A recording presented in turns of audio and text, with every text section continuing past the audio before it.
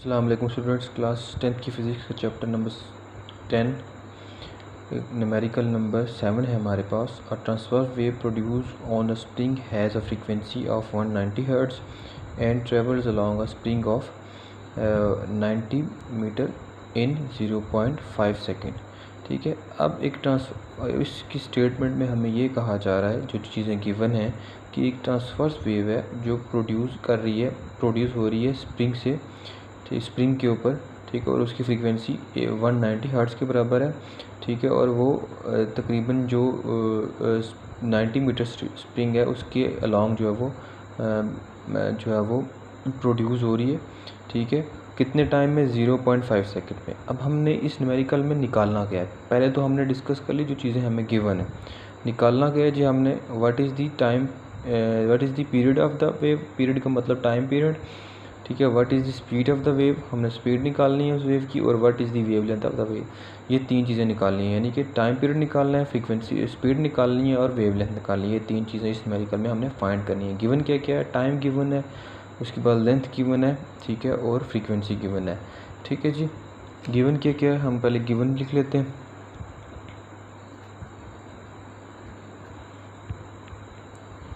Frequency of wave,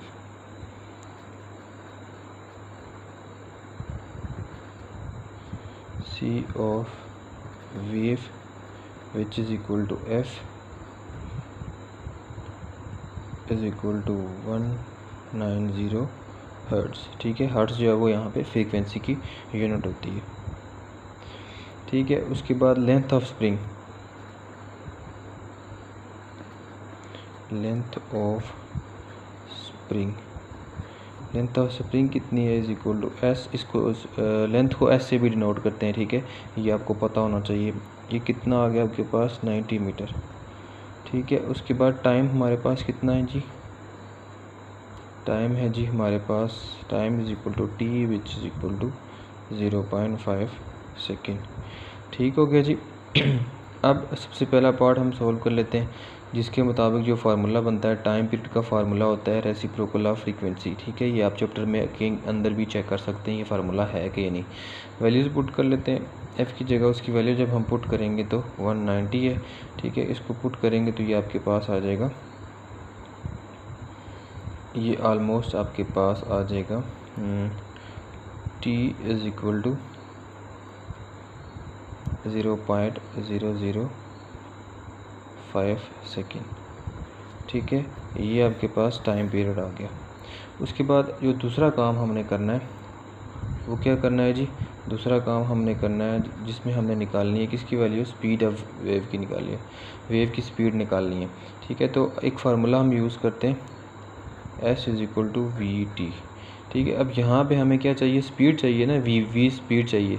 ठीक है, तो इसको हम यहाँ से थोड़ा सा चेंज कर लेते हैं, तो ये टी इधर ले आए तो क्या हो जाएगा? S बाई टी हो जाएगा। ठीक है, तो V इज़ इक्वल टू हो जाएगा S डिवाइड बाई टी। अब हम वैल्यूज़ पुट करेंगे। S की जगह उसकी वैल्यू वो किसके बराबर है? 90 के बराबर है। डिस्टेंस की बात कर रहे हैं यहाँ पे। ठीक है, तो वो कितना है? 90 मीटर। और टी कितना है हमारे पास? Time 0.5 second. ठीक है, अब वैल्यूज़ पुट करेंगे तो V इज़ इक्वल टू आपके पास आ जाएगा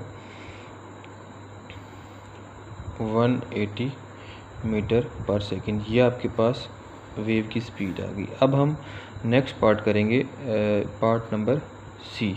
ठीक है, उसमें हमने क्या निकालना है जी? वेव लेंथ निकालनी है।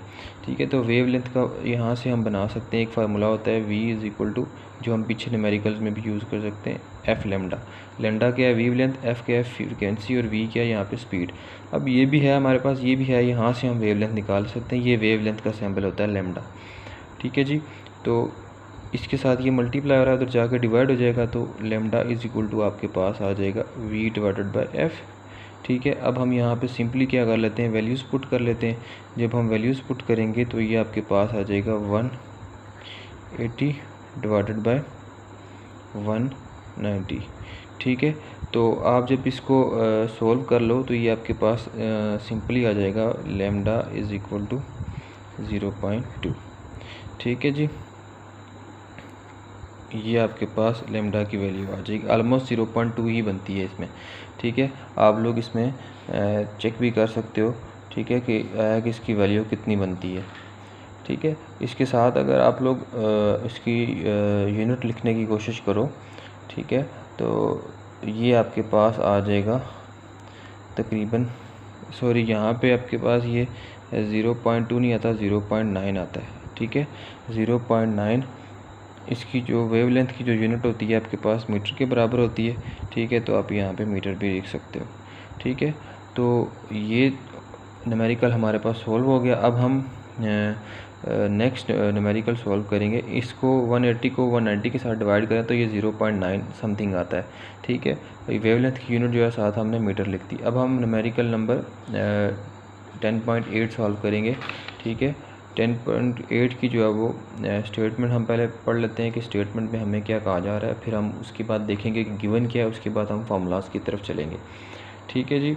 तो 10.8 की स्टेटमेंट क्या कहती है, water waves in a shallow dish are 6.0 centimetre long at one point it and moves up and down rate of 4.8 oscillation per second, ठीक है।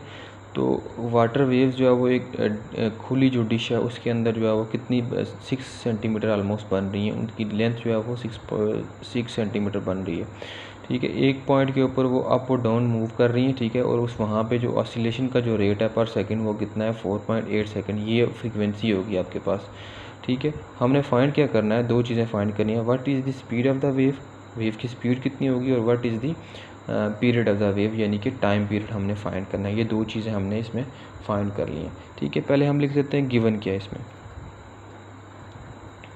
गिवन है जी वेवलेंथ ऑफ वाटर वेव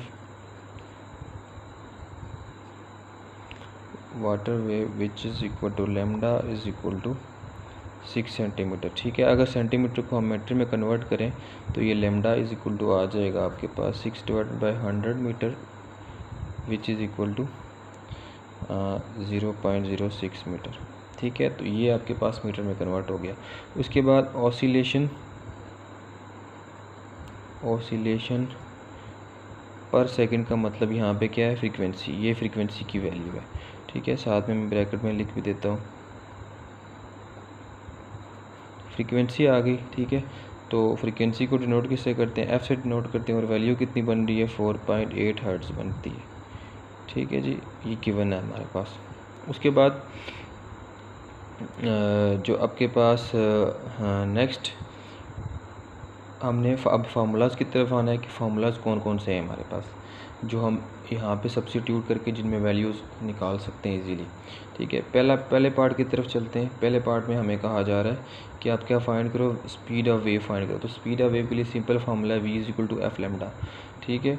तो v is equal to F lambda वाला अगर formula हम choose करें तो उसमें वैल्यूज़ पुट करें तो f इंटू लेमडा कितना हो जाएगा, 4.8 इंटू 0.06, ठीक है जी। तो v इज़ इक्वल टू ये आपके पास इन दोनों को मल्टीप्लाई करने से आ जाएगा 0.288, ठीक है, मीटर पर सेकेंड। ये आपके पास v की वैल्यू। इसमें अगर कुछ राउंड ऑफ करना हो तो आप राउंड ऑफ भी कर सकते हो, 0.29 भी बन सकता है, ठीक है। यहाँ पे इसमें कन्फ्यूजन वाली बात नहीं है। उसके बाद जब आप सेकंड पार्ट फाइंड करोगे, ठीक है, तो उसमें फार्मूला यूज़ होता है। उसके लिए हम फार्मूला यूज़ करेंगे, टाइम पीरियड आपको पता है किसके बराबर होता है, फ्रीक्वेंसी का रेसिप्रोकल होता है, ठीक है। अब हम यहाँ पे फ्रीक्वेंसी की वैल्यू जस्ट पुट करेंगे 4.8, ठीक है। तो ये t इज़ इक्वल टू आपके पास आ जाएगा 0.208 सेकेंड, ठीक है। अगर हम इसको यहाँ पे इसका राउंड ऑफ करने की कोशिश करें तो ये टाइम पीरियड की वैल्यू आपके पास बन जाएगी ऑलमोस्ट 0.21 सेकेंड, ठीक है। तो ये टाइम पीरियड भी हमने कैलकुलेट कर लिया। यही दो वैल्यूज़ हमने इसमें कैलकुलेट करनी थी, ठीक है जी।